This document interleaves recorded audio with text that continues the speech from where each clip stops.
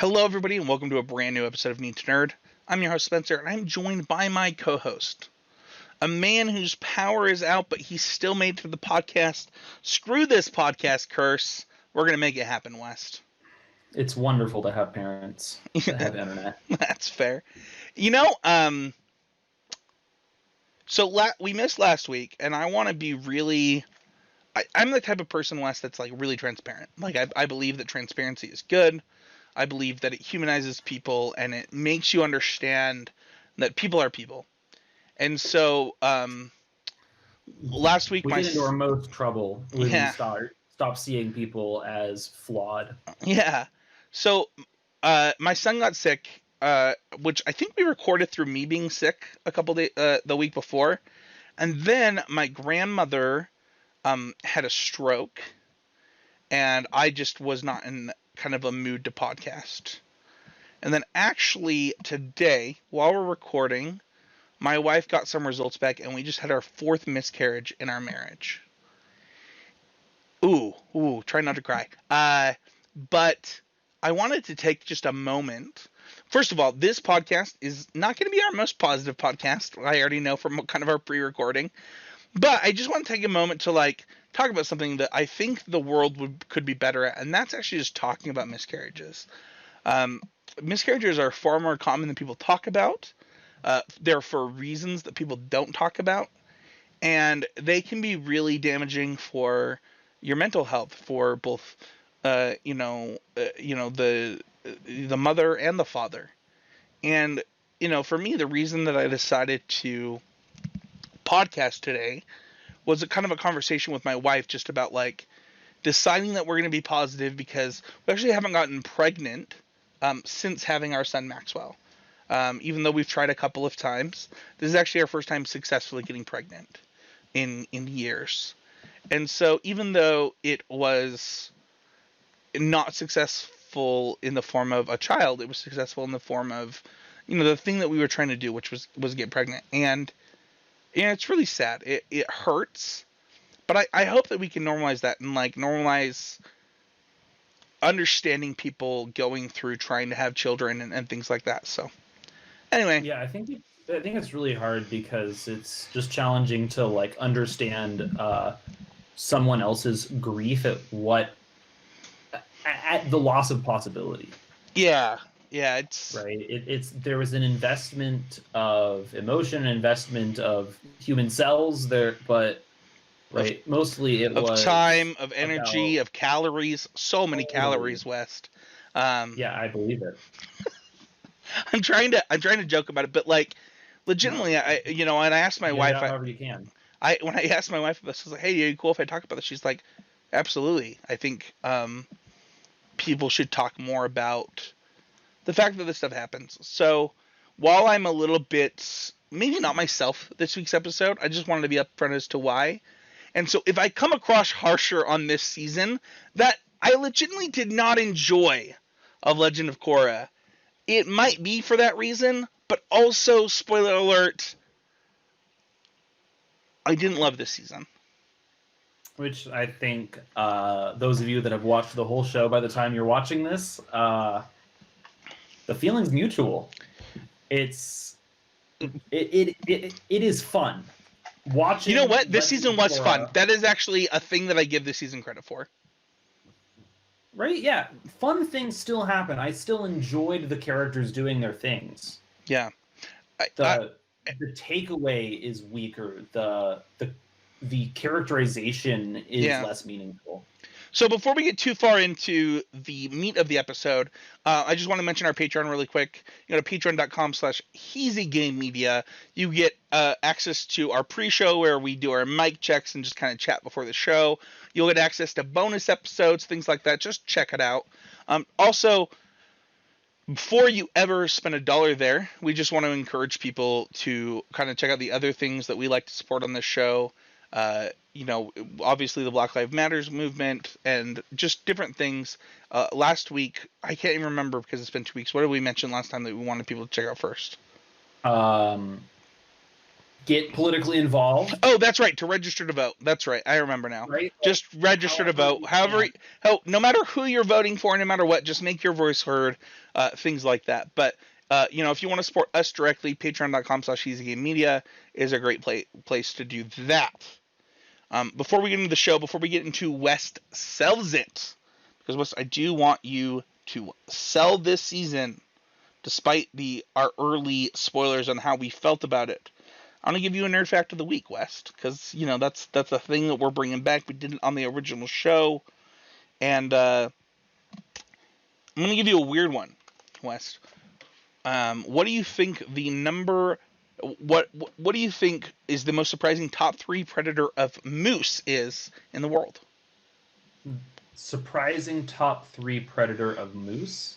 Yeah. So, likely candidates are humans, Mm-hmm. wolves. Yeah. Gun violence, which apparently happens without any doing of humans, as some media would tell you. Sure.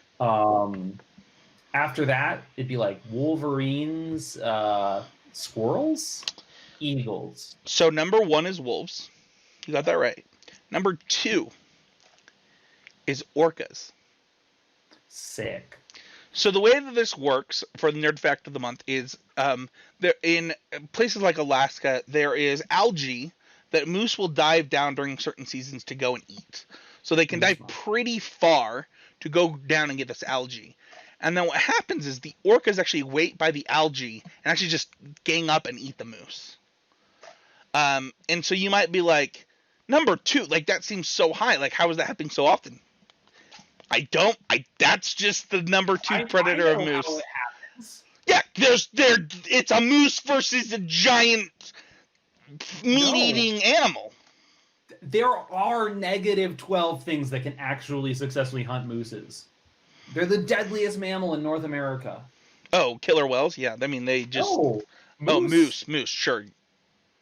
Yeah. You're more likely to die to moose than mountain lions. Is that are you more likely to die to a moose than you are a buffalo? I guess there's more moose. They're territorial and particularly protective of their young. Isn't that also true of buffalo? Yeah, we killed all the buffalo. I know. I'm just saying, is that true because there's more moose? Per capita. If one of them was to kill you. Also, is that even true of, isn't an orca more likely to kill? I don't know. There's just way more moose, so... Anyway, fun... I have to imagine orca killings are lower than shark killings, and I really don't even think shark killings register. That's fair. Either way, my nickname in high school was Moose, and I don't want to see an orca. That's all I was saying. Sure. All right. Speaking of fun large animals, this week we are talking about season 2 of Legend of Korra. Polar bear dogs, sky bison, lemurs. We got them all this week, guys. West, why don't you tell us why, after season 1, which we rated extremely highly, should people watch season 2 of Legend of Korra? Because you watched season 1. That is a good reason. Is that your entire selling point? I'm gonna just hit you with some numbers, Spencer. 2.6 million US views live on the debuting of episode 1. Not as many at the end, and really low in the middle of the season, which I think is true normally of television, but I think it was sad. You watch season 2 because you're getting to seasons 3 and 4. I'm going to get it out there. It's good, but you won't...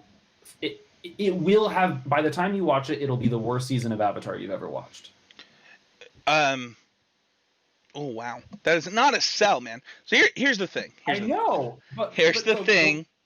Is that I don't like to take viewers into account for Korra, because this is when Nickelodeon was really pushing their really innovative online service where you could watch the show on your computer. They were pushing it really hard for Korra. I think one of the seasons, was it season 3 that was I think one of them was exclusive. I could be wrong. If you want to check that while I'm talking. Right. I know that I watched all of Legend of Korra on the Nickelodeon website. Okay. I was going to say, they really pushed view on that website. If I were to sell season 2 of Korra, I would sell it in one... I was going to say, I would sell it in one sentence. And that's Origin of the Avatar. Oh, yes. I think you did a much better job than me. No questions asked. And you know, we won't get into spoilers at this point. If you haven't watched it, I actually do think that is the reason to watch this season, and I think that it's interesting. And so, if you haven't watched Yeah. it, pause Actually, this, go watch those 2 episodes, and come back. yeah. Because now that you're back and you watched it all, you just watched one giant exposition season. Yeah. So let's talk first thoughts, spoiler free still, West. This was the first time that I've ever watched, so maybe I'll go first because this is your second time watching. Yeah. So my first thoughts watching the season are, wow, what an amazing start to the season. Wow, what a weird transition. Wow, what a great 2 episodes. WTF, what is happening? This did not get better. Sure. What about you? What a great 2 episodes. Is that beginnings?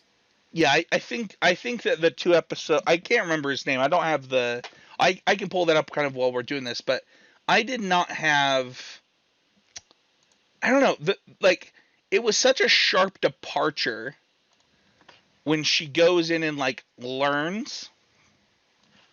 Yeah. Don't mind the man behind the curtain. The thing is like it was such a sharp departure that it almost felt like that could have been season like the third show.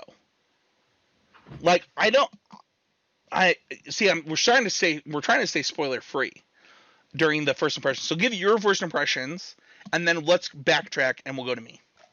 More adults trying to control Korra. I think that was an immediate thing that struck in my head. In fact, I think that this is the season where Korra learns to resist emotional manipulation by adults. And it's a painstaking process. We actually shared a rewind because in the last episode we talked about how the first season of Legend of Korra is called Air. So we're completing that episode cycle, right? So what would you think this season would be called, right? You would think it would be called, I believe, what is after Air? In the cycle, right? It's fire. Water. So, is it? Oh no, you're right. It's water, then earth, then fire. You're absolutely right. Yeah. And so you would think this season would be called Fire, but it's not. This season is Spirits.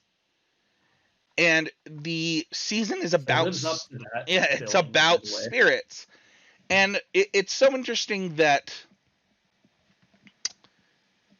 you have this season encapsulated this way.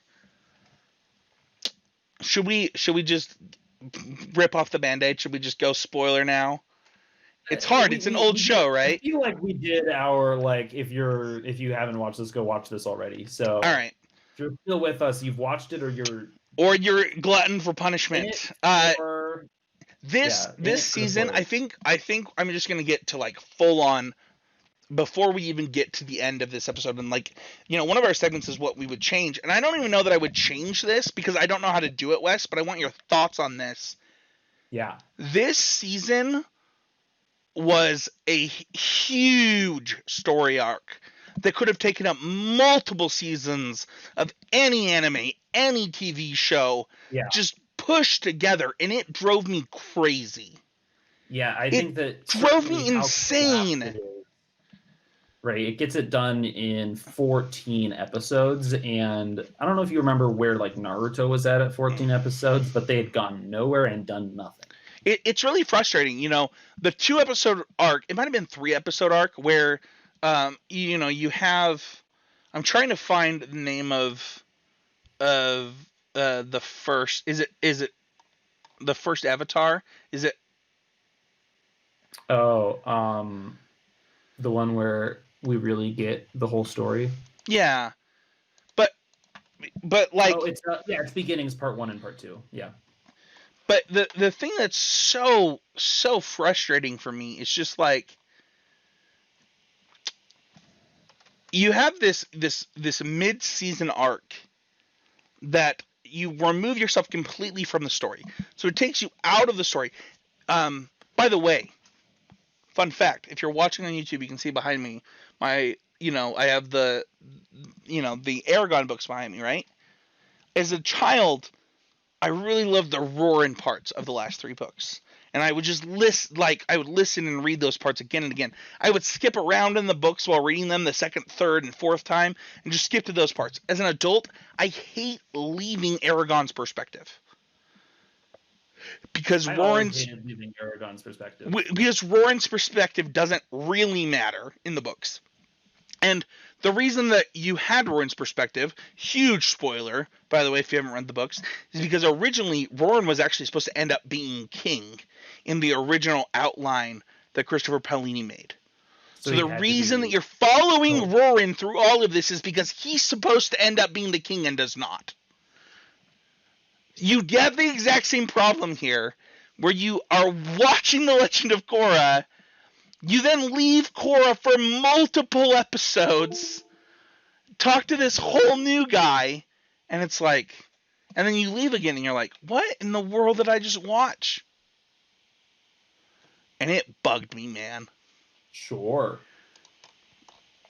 That said, I think that those 2 episodes are really good. Really incredible episodes and stand on their own very well. Oh, absolutely. I think that was part of the frustration for me. Would have been great as a 2-episode OVA at the end of Avatar. That is my thought. Like, how much better would this season have been if you had not dedicated 50 minutes to that, and instead dedicated 10 minutes in both of those episodes where Korra is going in and out, and I don't know, like, Tenzin is explaining the history of the Avatar. Like, Tenzin somehow knows this. Like, that makes sense for Tenzin, right? Where, like, Tenzin is like, here's the history of the Avatar, and he's telling the story as she's experiencing it. And then also... I don't think that the Rava and patron of all dark things conflict is something that could be known to the world before Korra learns it and have things progress the way they do. I don't even know what to say here.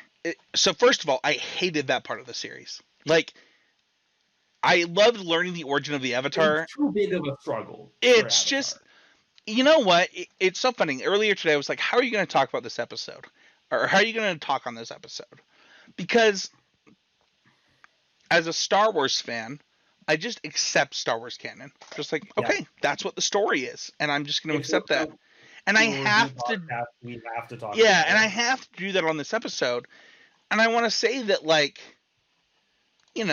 it's not like this story of this light spirit and this dark spirit fighting bugs me. It's not even like it bugs me that this is how the Avatar started. And I also don't have the context for the rest of the series. I don't know how this plays into the rest of the series. But it was too much for 14 episodes. Yeah. Or just too different for 14 episodes. I think that this is the sort of season that, like, it's not that it was bad. It's not that it was unwatchable. It's not that things happened that made me angry. It's that I think that there were a lot of decision trees that the writers were making where I think that they didn't quite keep the whole picture in mind before they chose the path they went down, and then they kind of had to, like, maneuver out of that corner type of things. Right? They didn't say, what is this about, and how many different ways can we tell it, and figure out the one that works the best. They just kind of said, big existential struggle. Korra is actually a smaller part of it, even though typically the Avatar is the thing that ends struggle. But, like, you think about what were the enemies in Avatar: The Last Airbender, and why it was so great is that our enemies were human. Right. They were literally flawed individuals that had weaknesses that could be exploited, that had... Then they gained their humanity, right? The problem with the villain, like this dark spirit that I don't know. There's something about a weakness in writing when it comes to Vaatu, by the way, is the like Vaatu he's just not an interesting villain. Like, No, he's two-dimensional, literally. he's not even two-dimensional. He wants one thing. He wants the spirits to cast 1,000 years of darkness over the world, and it's like, okay, well, I guess we need to beat this guy. That's not a problem. Like, the thing is that you went from this complex industry-based storyline from season 1, and then went into this like very linear good versus evil story in book 2, and it's like, okay, so we've lost all complexity, and now we're scaling back to linear. Here are the things. There's no other options, kind of thing. And that, like, let's just pretend we didn't watch season 1, right? The first season that we get of this is this. I might like this better. Like, I might enjoy this more. And it's not like, there weren't great storylines, and I want to get into that. You go from Amon to Vaatu. Yeah, exactly. Right? Like, yes. Amon was so scary. Like, I was terrified of Amon the first time. Amon was just like... Ending. He knows what's going on. Vaatu's just another big dark thing off in space. Let's talk about things that we loved about this. I've kind of talked about it. Varric. I love Varric. Varric and Julie are incredible. Talk about that. Why do you love them? In this season, but I think that they add this energy and this pizzazz and this and Varric is the true successor of Sokka in the series. Okay. Bolin is his own individual, right?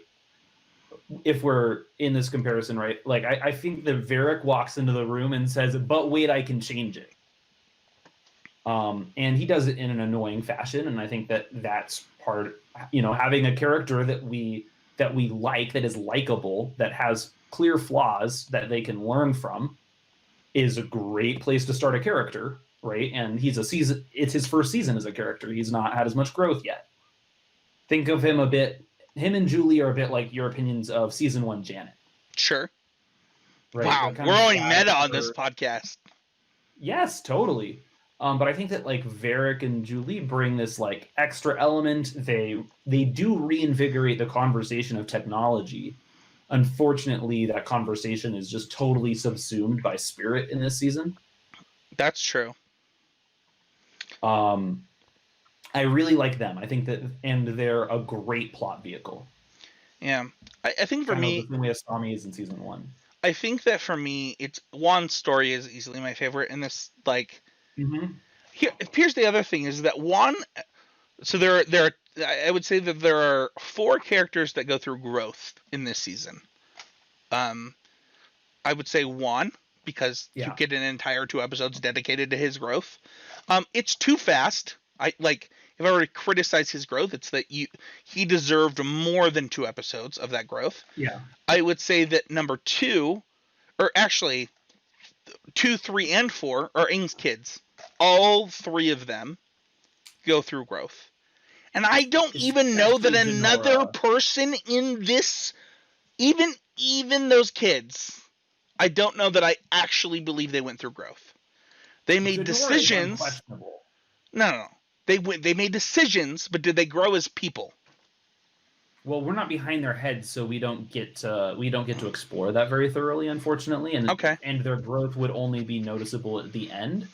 But I think that you have to remember where Jinora starts and Ikki kind of start their season, right? Jinora is like she's a bit full of herself at the beginning of season 2. Okay. And I think that she has I think that Jinora has a legitimate arc this season. In fact, I think that she's probably the second most important character in the story, not the Avatar origin story, right? Which is its own, has to be taken as its own. So talking about Jinora, just because it's not like it's. You can convince me, by the way. I'm not saying that I'm right here, but like the things that were true about Jinora at the beginning of the season are true at the end of the season. That didn't change for Jinora. Her dad changed, and she was more willing to talk to him. I think not just her dad. I think it's a coming of age story. I think that in the coming of age story, you start with more or less the tools you need, and you need to get people to listen to you. Okay, I can accept that. Right. And I think that for Janora, right, one of the things is that she's pretty badass going into it. And being seen by that, rejecting the idea that other people will constrain you in your actions is growth in and of itself, right? That's a huge part of what being a teenager is all about. Okay. And she starts by having to like poke around, which ways am I rejecting authority? And in the end, she figures out, oh, this way is the way that is actually in my way. And then she goes on a spirit quest and rocks it, and it's that experience changes you as much as you change it. And sure, I think that's a writing problem, not a Janora problem, that it's not clear how she grew. You know, it's funny. We talked about how compact this season feels, and I'm looking at the trivia on the Avatar fandom website, and it sounds like they might have squeezed in the origin story. And like you said, I think that if they just did it as an OVA instead and expanded the characters in some way, like if they gave you hints about it. They did no world building for that era, not really. But it's so funny, right? Because like all of the world building that's done in that is for Avatar: The Last Airbender with the lion turtles, and you're like, it's so funny. Yeah, I mean, I think that like that world could be more fully explored, right? Like I think that there's really only two locations that matter, right? There's the village he starts at, there's the pond, and then he goes to the other villages, but they have concept art. That's all I can really say about them. So, so obviously my favorite part is the origin story. I want to talk about something else that was interesting. So this season kind of takes place in this midst of a civil war between two nations miles and miles and kilometers away from each other that are supposed to be brother and sister that are trying to get along. And it's one of the things that it speaks to is, how, you talked about how adults are trying to impact Korra, right? And not only are they doing that, but like the politics of what they're trying to do are impacting Korra again. And that is one storyline that goes through book 1 and book 2, is that Korra is still not a fully fledged Avatar. I agree, and I don't think it's that the requirement of an Avatar is that they know all 4 elements, right? No, I think it goes way deeper than that. It's that they are a truly independent body who will work with anyone who is working towards their ends and who will reject anyone who is not. And not just reject, but reform anyone who is not, should they be basically invited into the situation. Yeah, and I see that they need to intervene, right? Like I think that one thing that Aang learns pretty early on in his Avatar journey is not everyone wants his help. Yeah, and Korra does not have that problem. No, everyone wants an Avatar is helpful. Yeah, exactly. It's the opposite problem, right? Everyone wants a piece of Korra, and Korra can't figure out who actually deserves a piece of her power. One of the more interesting the conflict here is that she's put in between her father and being the Avatar and needing to have the spiritual master, that the person that Tenzin is, it goes beyond that. I was thinking about this actually. Can I finish my thought, and then you can give me, you can tell me why I'm wrong. But no, you're right. Tenzin in season 1, we both talked about how we didn't like Tenzin, and one of the things the season did is I actually do like. I don't love Tenzin at the end of season 1, but like I understand Tenzin, and I think that he's now ready to grow. Sure. After just realizing like you know, as somebody who for years suffered from imposter syndrome, I really understand what Tenzin is going through, where you're like, no matter what you do, it's never going to be good enough. It's never going to make a big enough impact. It's never going to fulfill the thing set before you, because you want to make a bigger impact on the person before you. And for him, the person before him saved the world, as his mother would say. Yeah. And, I feel for Tenzin, and I did not feel for Tenzin in season 1. I thought Tenzin was a jerk. I think that Tenzin definitely... I think that the story they chose to tell around that family is really fascinating, and I think it... Oh, his siblings helped. Like, if it were not for his siblings, I'd be like, Tenzin, you're still a jerk. And instead I'm like, oh, Tenzin, you've never talked to your siblings about why y'all feel this way, and that's sad. That makes me want to cry. Dude, I'm so sorry. I think that it's one of the reasons why I think this season is still fun and still watchable, right? Like, and leads into the other seasons in a really good way, is that there are a lot of irons in this fire, and everyone that's cooking besides Korra is exciting. Can I be honest? I did not know there were 4 seasons of this show compared to 3. And so I was really concerned with season 3, and now I'm more excited to watch it. Like, straight up, before you said something 5 minutes ago or 10 minutes ago, I had no idea. And you just made me more excited to watch this. Glad you learned something today. There's more Korra.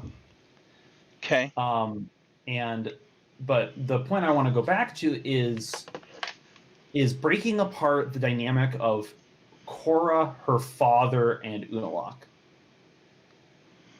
Because there is a moment where Korra's dad, who has a name that I want to know... Oh, I just had it up like 20 seconds ago because I was going to mention him. Tonrak. Yeah. Tonrak has this moment where he has to choose. He's this huge secret that he's hidden from his daughter her whole life. Right? One that concerns why he knows that Unalaq is a bad guy. Right? And that's the secret that Unalaq basically framed Tonrak and got him kicked out of the Northern Water Tribe, right? Right. And in order for him to be able to become chief, right? That's a pretty devastating character attack if you can land it, right? But Tonrak has to weigh that from, so that's the thing that the Avatar needs to know to make the right decision in that moment. Tonrak, however, is thinking, it's my daughter. I haven't told her this her whole life. It could change everything she knows about me. How do I tell her? How do I get her to listen? Right.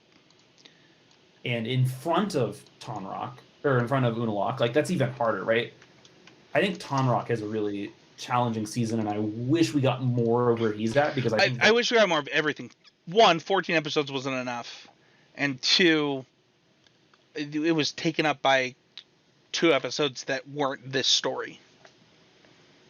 Yeah, and just all sorts of things that could be unpolished. Yeah. Or could be polished better, right? Like, they spend a lot of time wandering around the spirit world when everyone knows you only need to do 3 things to go on a spirit journey.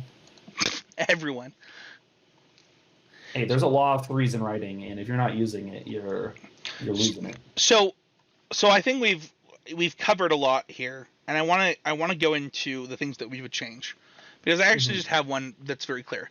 I would have made this a 20-episode season, and I would have made a 3-episode movie event that came out in the middle of the season that people could watch alongside of it, and then watch as they picked up the show that told the origin story as 2 parts. This is something that's actually pretty common in anime, where you have supplementary products that help fill in some gaps. So first of all, the Civil War is huge, and it impacted way too much stuff to only be put to 10 episodes. Also, you have stuff affecting a ton of characters from season 1 in the form of, the president, in the form of the national, there's so much going on, and you only got 10 episodes. It needed to be 20 episodes plus a 3 episode or a whole movie going over the other thing. And that is the thing I would change. Yeah, the thing to cut here is clearly Republic City should just be out of the picture of this story entirely. I'm fine if Republic City is in it if we get more time there. No. There's no reason Republic City gets the big kaiju monster attack. But if it's 20 Right. episodes, does it like, and it happens there, isn't that fine? You're only saying that because you Sure. only got 10 episodes of the show. Yeah. No, but I guess if I'm 5 saying are in the north, 5 are in the south, yeah, 5 are in the spirit world and 5 are in Republic City, you don't feel that way. I agree. Definitely. Like if 14 episodes is locked in, right? That is the most Nickelodeon will unsqueeze. Then I think that you just kind of have to remove Republic City from we just had a story about Republic City. This is a bigger world than that. We don't need to tie Republic City to the Avatar's identity. But for some reason they're making a symbolic choice that what happens to the Avatar happens to Avatar City. Which I guess makes more sense when I remember the name of it, but am I getting that wrong? No, that's right. Okay, I thought so. And like, I think that you could have just set a lot more of that setting aside and done more stuff in the spirit world or in the South Pole.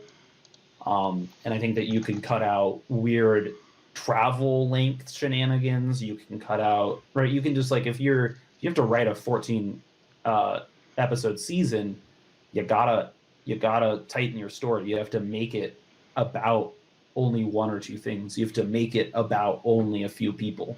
Sure. Should we talk about favorite things? We've been so negative on this episode. I want to talk about some favorite things. Didn't we just talk about some of our favorite things? We did, but there's more that I want to mention. Okay, great. Yeah. AA Spirit. Or is it AA or II? I think it's AA. The monkey spirit? It's like a cat monkey. So yeah. First of all, this is voiced by Jason Marsden, which, by the way, I instantly knew his voice from Star Wars Knights of the Old Republic. He voices quite a few characters in that, as well as being in the Goofy movie, voicing Kovu. That would be the son of Scar in the Lion Guard, which my son loves. He is it's so funny. You look at voice actors and you're like, oh my gosh, they do so much.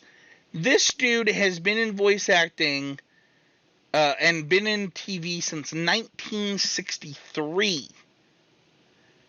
Like, this dude is a masterclass actor between voice, between person. He's a director, and he crushed it with that part. Sweet. Crushed it. No, I loved it. I loved his character. I loved everything about it. And if you get the chance to just look him up and look at stuff he does that falls into your wheelhouse, I think he's amazing. And I just wanted to give him credit. So often voice actors and just their hard work is left kind of to the side, and I just wanted to call it out. But A's part in both those arcs, right, in that arc, and just in the overall helping of the Avatar reach their spiritual journey was really cool. It also helps that TikTok, while I was watching this, got on an Avatar Legend of Korra kick, and there were quite a few with because he's so funny. Like, he's just he's just great. So, speaking of an incredible, lovable, funny character that returned in the season that I want to acknowledge, we got Iroh. Oh man, that would be something I changed. I hated Iroh in this season. Really, I loved how retired he was. Oh my gosh, it was so not Iroh. Diminished, like. I know, but I don't want to. I don't want to see my heroes that way. Oh, I don't know. I really appreciated it because I think it's actually truly the transcendence that I think Iroh deserves. Right? I think that in a sense. You think Iroh's? Hold on. You think the thing that Iroh deserves is to tell people not to walk into the mist for the rest of eternity? He doesn't do that for the rest of eternity. That's what he did. He does that for the people who show up, which are the break in the monotony of his life. Sure. He is living a happy Do life you in the want him spirit to have a world. monotony? I don't know. I do. I Iroh guess I wants. get if he's just sitting there drinking jasmine tea, I'm happy. Yeah, and that's what he's doing. He has friends, right? Like that's what's going on. Okay. I think that Iroh is a supremely happy person as he is presented to us. And I don't know if he's the full Iroh. I think he's a spirit of Iroh, right? Like I don't think he is Iroh to every sense of capacity. He has no body to return to. Sure. So, speaking of people that we see, we see Aang, Kyoshi, Roku, Wan. Like, we see a lot of dead people in this season. It's true. We do. And I think that that's why I think a lot of it is exposition. Is I think there is a lot of knowledge that has to be shoved into Korra's head in this season, which is weird. And the dead only know the secrets. Okay. But is there a favorite character for you this season? I think Bolin has a rock star season. That's true. And Bolin's already one of my favorite characters, so I'm going to lock in Bolin. I think Bolin did an excellent job. I mean, Bolin wins the day by actually being in love at the end, right? So. Sure. My favorite. I'm actually surprised by that answer from you. I thought that you would have picked Tenzin's daughter. What's her name? I think Janora is great too, but she is still. I think that she's a cool character, but I don't think that she's given the screen time and the appreciation by the writers in such a way that she can become a favorite character. Well, then you're gonna love mine because Boomy is my favorite character in the season by a lot because I think he pushes the plot forward, maybe the most of any character for the least amount of screen time. Where Boomy just straight up just says what's on his mind, and it takes the plot from, well, we're here, and now we're here, and you are the reason why, Tenzin. Sure. I think that Boomy is like the best of all. Like he's like the best D&D characters, which is that he's unafraid to push the button and he's unafraid to do the thing. I love that your face is frozen with like your eyes closed and you're talking. So for those who are like watching on YouTube, it's pretty great. But no, I'm still alive. No, you're not, but it's okay. No, I think you're absolutely right. I think that I don't know. I think Boomy just did a lot this season. Yes. So, and I think he does a great job of bucking a lot of different stereotypes that might have otherwise been associated with him. Right? Like he's not a soldier, not in the sense of what you would expect of a soldier. Yeah. He's not fully a class clown either. He's a soldier for one thing. Sure. Like I think that Boomy is just a really nuanced and interesting character and is absolutely the best foil to Tenzin you could write. Oh, absolutely. So to wrap up, I just want to say my favorite episodes I've already mentioned. That's the 2-episode arc. I wish it would have been 3. I wish it would have been a movie. What about you? Do you have a favorite arc or a favorite couple of a chapter or episode?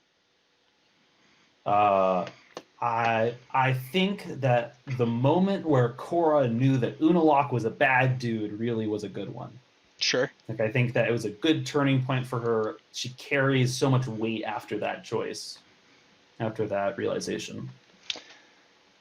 All right, Wes, I'm going to let you go first. What is your final impression? Like sum it up in 1 to 2 sentences and then give us a rating. Whatever happens next, it's going to be weird. That's my final impression, right? The final idea we're given is spirit vines have taken over Republic City. Yeah. Not Avatar City, Republic City, right? Republic City can easily stay out of the Avatar's way if it has to. Sure. But I think that my final impression is that I'm not really sure how we got here, but I'm really interested to know what comes next. Korra is feeling. Korra feels a lot, and I'm excited to explore season 3 some more. I'm excited for you to explore season 3 because it's funny. I'm not watching season 3 with my wife. We actually talked about it at the end of season 2. I was like, I'm just gonna watch these, and like if they're good, I'll have you watch them again with me. But like it was hard to get through season 2. Yeah. And so because of that, you got to give it a rating before I keep going. Oh, I will give it a 3.5. Okay. Okay. It was hard for me to get through season 2. My final impression was this was way too much for this short of a season. I got lost multiple times into what I should care about, what I should think about, where this is going, who matters, there's too many characters right now. Yeah. And it was too much. Um, my wife and I decided that I would watch the next 2 seasons by myself, and we would not actually watch them together. Before deciding if we would watch them together, just so I could tell her if like I loved it enough to keep going. Just because it was so hard to like sit down, like there were literally multiple times where she was like, "Hey, I would love to watch Fire Force with you, but you'll be really mad if you don't watch Avatar, so that you can talk about it with West." And I was Yeah. like, "Yeah, you're right." um, so shout out to Devonair because she like definitely made this episode possible. 3 trillion shoutouts to Devonair for an inexhaustible number of things. Yeah. Um, I did not like this season. Um, I had a lot of problems with the season. I think that this is I would give this season maybe below a 3. Mm. Like legitimately there was not character growth. It was not a cohesive story. There like I am being really harsh, but you just took me on this journey with a Mon that was better than almost everything we had in Avatar The Last Airbender in one season, and then you gave Yeah. me this. Yep. So for me, I would give this a 3. I think it was fine. And I reserve the right to change my score either lower or higher depending on the next season because I have not seen them yet. But That's holy fair. crap, this was so average and like something that I wish that I had just binge watched and like been done with because it was painful to watch with another person as slow as I watched it. Like it actually was not I fun. believe it. Well, I'm glad that's not what's going to happen next. And So is it good? Am I yeah, just gonna be like, yahoo, let's go? I think so. I mean, your uh, hardest season finale of any season of Avatar ever is season 3 Legend of Korra. Okay. Well, thank you everybody so much for Hardest to listening. watch. There we go. Like in terms of you're going to feel sad. Thank you everybody so much for listening. If you're watching here on the YouTube channel, give us a like, hit that subscribe button. Don't forget to check out patreon.com/Heezy Game Media. I said it right this time. I said it wrong last time. I said CCMGG Let's last time. go. Let's do it. Go vote. Support people that are in need.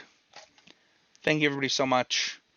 West, dude, it's been a rough month for me, but honestly, this podcast has been a huge boon in my happiness. So thanks, man. I'm so glad I could be here for it. Okay. We'll talk to everybody later, and we'll see you guys on next week with another episode of the Need to Nerd podcast.